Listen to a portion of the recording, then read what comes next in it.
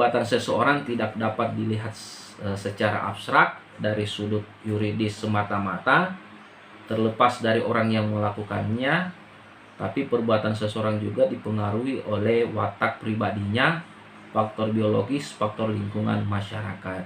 Nah, jadi aliran modern ini dia melihat secara pribadi seseorang, sehingga dia masuk ada konsep individu yang dilihat, bahwa seseorang itu melakukan perbuatan atau melakukan perbuatan tindak pidana itu akan dipengaruhi oleh beberapa faktor.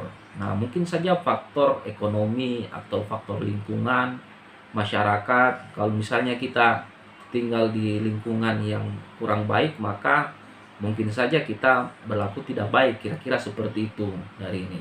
Nah, sehingga hukum pidana bertitik tolak pada paham determinasi atau dipengaruhi oleh faktor. Nah, titik sentral pemikiran aliran modern adalah pada diri pelaku kejahatan atau dader pelaku.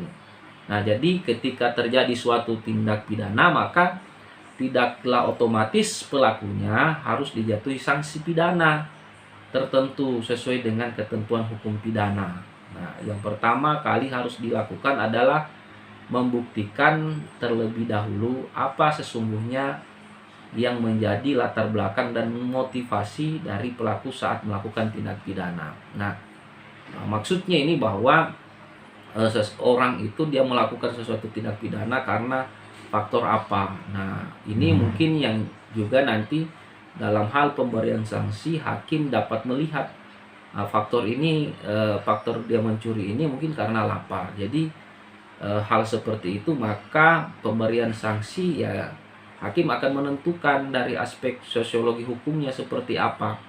Nah, kalau orang beraliran klasik tadi, maka mereka tidak melihat dari perspektif-perspektif yang lain, tetapi langsung saja dalam perspektif dia melakukan perbuatan atau perspektif yuridis, sehingga orang itu dia dihukum sesuai dengan apa yang dikatakan oleh undang-undang.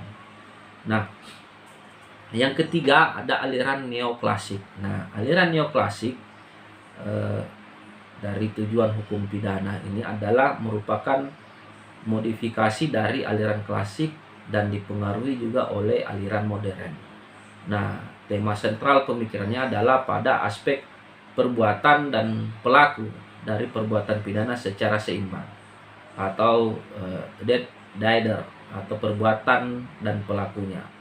Aliran tersebut merupakan penjabaran dari tujuan hukum pidana, yaitu melindungi kepentingan masyarakat dan individu perseorangan. Nah, dari aliran neoklasik ini menyeimbangkan antara perbuatan pelaku dengan pelakunya. Nah, sehingga nanti dalam hal misalnya penjatuhan hukumannya, maka hakim dia akan melihat oh, ini pelaku, dia melihat secara individunya dan juga perbuatan si pelaku, sehingga tidak timpang tindih antara aliran klasik dan aliran modern, karena ini dia aliran neoklasik atau perimbangan. Jadi perimbangan melihat perbuatan dan pelaku seseorang, kenapa dia melakukan perbuatan tindak pidana tersebut. Baik, kita lanjutkan materi selanjutnya. Saya akan menjelaskan tentang tujuan pidana. Nah, saudara-saudara sekalian, kalau kita melihat tentang tujuan pidana di dalam literatur ada yang terbagi 3 dan ada juga yang melihat dari tujuan hukum pidana dalam 4 bagian. Nah, yakni ada teori absolut, ada teori relatif atau ada juga teori gabungan, dan juga ada teori kontemporer. Ya. Nah, teori absolut. Nah, apa sih tujuan pidana dari teori absolut? Absolut tersebut titik beratkan pada pembalasan.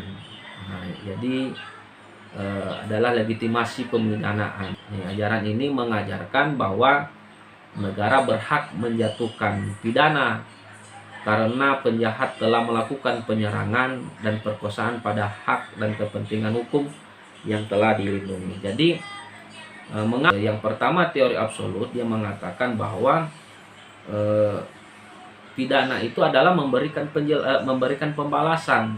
Nah, karena negara sudah memberikan aturan atau memberikan aturan tidak boleh melakukan perbuatan-perbuatan dilarang, tetapi masyarakat juga ada yang melakukan perbuatan tersebut. Nah, sehingga teori absolut ini memberikan ajaran bahwa orang yang melakukan perbuatan itu harus kita memberikan pembalasan, ya kan?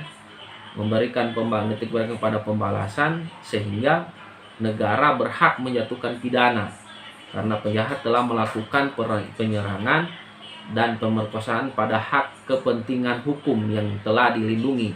Nah, jadi yang dilindungi itu adalah masyarakat.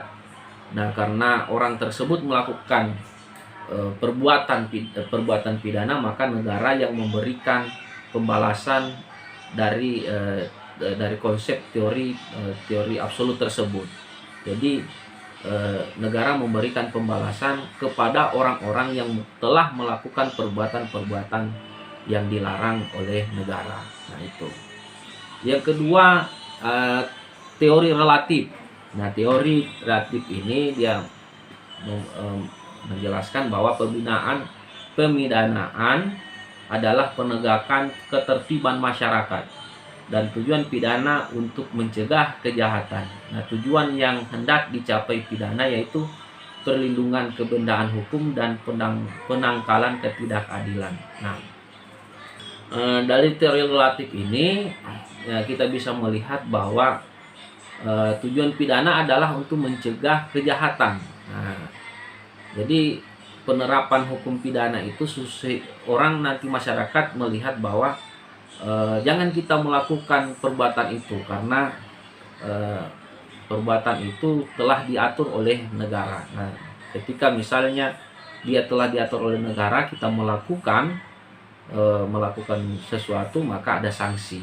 Nah, dengan mudah-mudahan dengan adanya undang-undang pidana misalnya yang mengatur tentang pencurian, tidak melakukan pembunuhan, sehingga orang tercegah atau tidak melakukan pencurian, gitu kan, tidak melakukan pencurian. Sehingga teori absolut ini melihat bahwa tujuan pemidanaan itu adalah untuk mencegah sehingga kejahatan itu tidak dilakukan lagi. Nah, itu.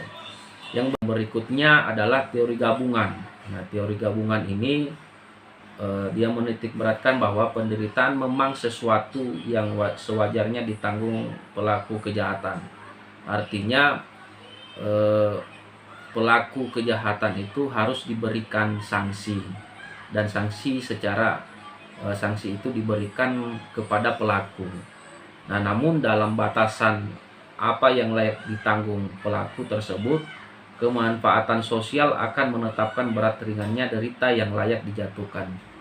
Nah, maka ini adalah walaupun diberikan sanksi secara individu, tetapi yang harus dilindungi yang lebih luas itu adalah masyarakat. Dari hakim juga akan melihat bahwa perbuatannya di masyarakat itu sangat besar, sehingga dia diberikan sanksi pelaku karena telah melakukan atau telah merusak tatanan yang di masyarakat itu. Jadi kepentingan masyarakat lebih diutamakan, gitu ya. Nah, yang terakhir adalah teori kontemporer. Nah, teori kontemporer dari tujuan efek jerah agar pelaku kejahatan tidak lagi mengulangi perbuatannya. Nah, tujuan pidana juga sebagai edukasi kepada masyarakat mengenai mana perbuatan yang baik dan mana perbuatan yang buruk. Nah, jadi tujuan pidana, misalnya kita orang diberikan sanksi pidana, tujuannya apa? Adalah tujuan memberikan efek jerah. Nah, sehingga orang yang dihukum tersebut masyarakat akan melihat, maka masyarakat melihat jangan kita melakukan perbuatan itu karena sudah ada contoh. Nah, contoh orang yang telah diberikan sanksi itu. Tetapi karena sehingga dengan pemberian sanksi itu masyarakat tidak melakukan lagi perbuatan yang tercela atau perbuatan yang dilarang tersebut. Demikian dari saya, dari pertemuan kita yang kedua ini, sehingga kita bisa lagi melanjutkan pada pertemuan berikutnya. Sekian dan terima kasih. Assalamualaikum warahmatullahi wabarakatuh.